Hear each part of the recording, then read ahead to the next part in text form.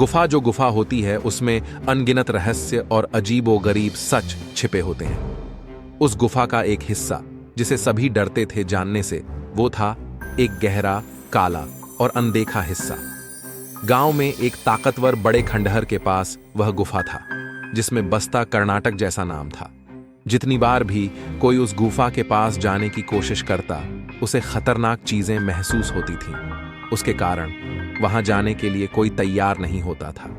एक दिन गांव का युवा नामक रामन ने देखा कि उस खंडहर के पास एक वृक्ष के नीचे एक पुरानी चिट्ठी धड़क रही है। चिट्ठी में गुफा के बारे में कुछ लिखा था। रामन ने वो चिट्ठी ली और उसे पढ़ा। चिट्ठी में था, जो भी गुफा के अंदर जाता है वह वापस कभी नहीं आता। जब तक आप गुफा की यात्रा पूरी नहीं करते, तब तक आपको गुफा में बंद किया जाता है। रामन ने विचार किया और फिर निर्णय लिया कि उसे इस रहस्यमय गुफा के अंदर जाना चाहिए।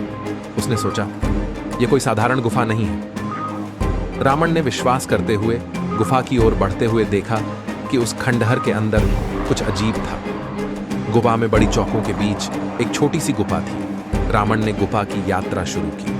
गुफा में अंधेरा था। वहां अनजाने ध्वनियां सुनाई दे रही थीं, जो उसे डरा रही थी। धीरे धीरे वह गुफा के अंदर आगे बढ़ता गया। गुफा में आवाजें बढ़ती जा रही थीं और रावण की नजरों में वह एक अजीब छाया थी, जो उसे अपनी दिशा में खींच रही थी। रावण ने महसूस किया कि वह छाया उसके साथ नहीं थी, बल्कि वह छाया किसी अनदेखे चीज की थी। गुफा के अंदर आगे बढ़ते हुए वह अचानक गुफा के बाहर निकल आया। वहां से उसे एक अनदेखे सच का सामना करना पड़ा। गुफा के अंदर वहां एक चमकती हुई चीज थी, जो उसे अपनी ओर खींच रही थी। वहां एक पुरानी और डरावनी मूर्ति थी, जिसने उसे अपनी जाल में फंसा लिया था।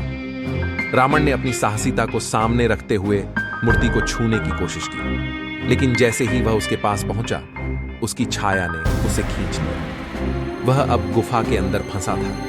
वहां से कोई नहीं देखा गया, लेकिन उसकी चिट्ठी और वह चमकती हुई मूर्ति गांव वालों के लिए इतिहास बन गई। रावण के वापस न आने की वजह से उसे कभी भी खंडहर के पास नहीं जाने का कोई साहस नहीं हुआ।